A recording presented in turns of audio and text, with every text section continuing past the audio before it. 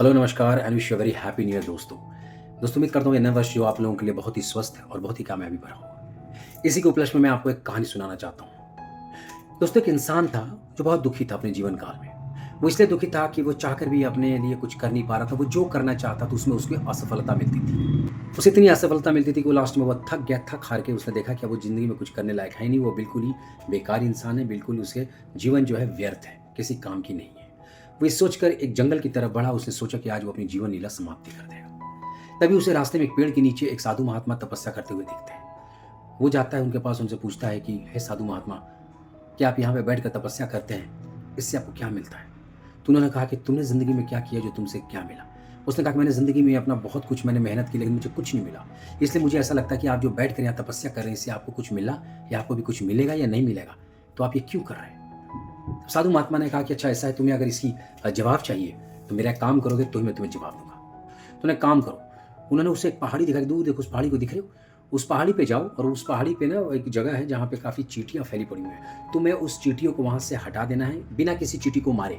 उनको पूरा तुम्हें हटा दोगे और हटाने के बाद, क्योंकि क्या है कि वो चिड़िया या चींटियाँ जो है वहाँ के जो वो जितने भी घास वास फूल फूल जमते हैं सब, उसको सब खराब कर देती है। इसलिए तुम्हें जाके उनको सिर्फ चिड़िया को बिना मारे चींटिया को हटा देना है, ताकि वहाँ पे फूल वूल जो है घास वास जो है अच्छे से जम पाए। क्या तुम ये कर पाओगे? और तुम्हें ये सिर्फ 7 दिन जाके करना है और किसी भी चींटी को हानि नहीं पहुँचानी है। अगर तुम ये काम 7 दिनों के तक कर दोगे और करके उसके बाद मेरे पास वापस आओगे, तब मैं तुम्हारे सवाल का जवाब दूँगा। तो उस इंसान आदमी को लगा कि अरे यार, साधु महात्मा जी ऐसी बात कर रहे हैं कि जाके उस पहाड़ी पे ऐसा करना है। तो उसको लगा ठीक है, मैं कर देता हूँ, लेकिन मुझे मेरे सवाल का जवाब ज़रूर चाहिए। उन्होंने कहा हाँ, तुम्हारे सवाल का जवाब मिल जाएगा, पहले तुम ये करके आओ। वो आदमी जाता है, पहले दिन उस पहाड़ी पे जाके देखता है कि बहुत सारी चींटियाँ हैं। उसको लगता है कि अच्छा इतनी सारी चींटियाँ, फिर उसने हटाना चालू किया। लेकिन उसे साधु महात्मा की बात याद थी कि उनको बिना नुकसान पहुँचाए। वो धीरे-धीरे पैरों से, धीरे-धीरे अपने जाल से, अपनी टहनियों से, पत्तों की डोर से कर करा के जैसे-तैसे करके उन सबको हटाया वहाँ से, हटा-वटा के वहाँ से काफ़ी जगह को खाली कर दिया और फिर वो चला गया। अगले दिन सुबह फिर आता है देखने के लिए कहीं चींटियाँ वहाँ पे तो नहीं आ गई। तो वो देखता है कि चींटियाँ वहाँ पे तो बिल्कुल नहीं आई है। लेकिन उसके ठीक बगल में थोड़ी दूरी पे वो देख पत्थर से, एक बड़ा-सा पत्थर था उसके बगल में ही, उसने देखता है कि चींटियाँ जो है अपना घर पूरा वापस बना ली। अब वैसे ही आने का खाना-पीना, वैसे ही चींटियों का जो झुंड चलता रहता है, वैसे ही सब कुछ कर रही है। तो उसे एक सेकंड को लगा कि मैंने इनको यहाँ से हटाया, वो यहाँ से यहाँ जाके मेहनत करके अपना घर बना ली, तो फ़ायदा क्या हुआ? लेकिन फिर भी साधु महात्मा की बात उसे याद थी कि उनको हटाना है।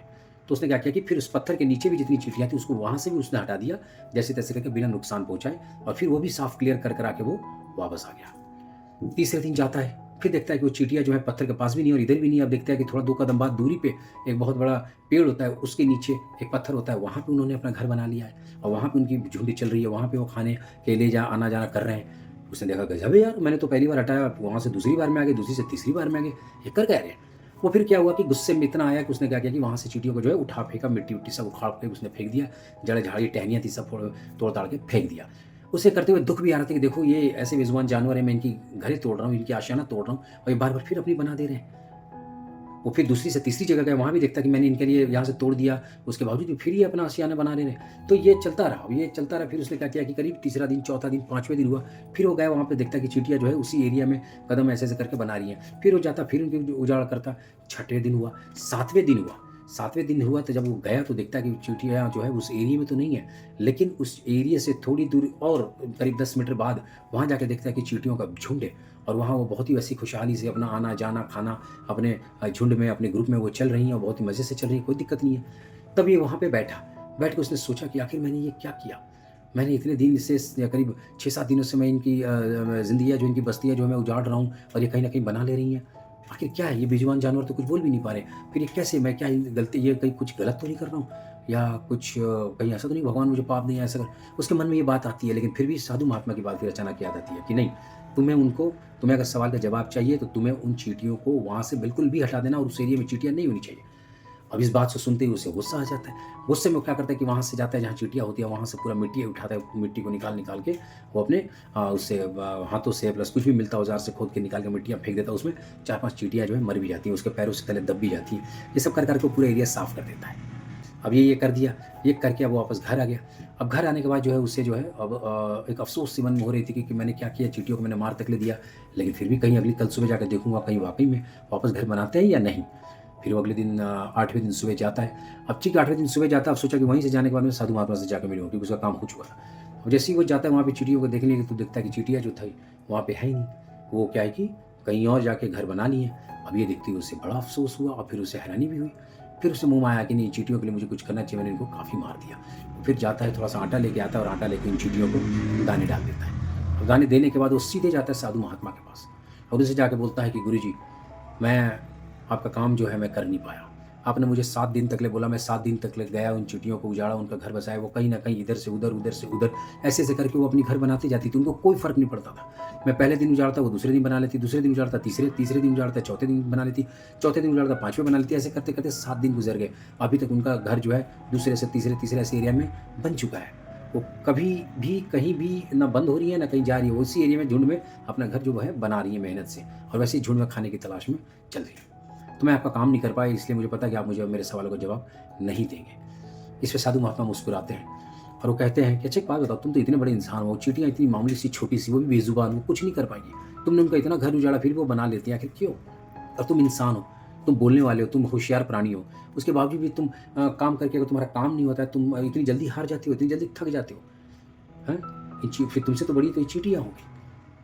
फिर उन्होंने कहा कि तुमने उन चींटियों से क्या सीखा? उसने कहा मैंने उनसे यही सीखा कि लगातार कभी हताश नहीं होना चाहिए, अगर आपके कोई भी नुकसान होता है, आपको लगे रहना चाहिए। तो साधु महात्मा कहा बिल्कुल, बिल्कुल यही है कि तुमने उनके कितनी बार घर उजाड़ना चाहा, लेकिन वो उजड़े नहीं। वो दूसरी, तीसरी, चौथी जगह, 5वीं जगह बनाते गए। तो तुम इतनी जल्दी हार क्यों मान रहे हो?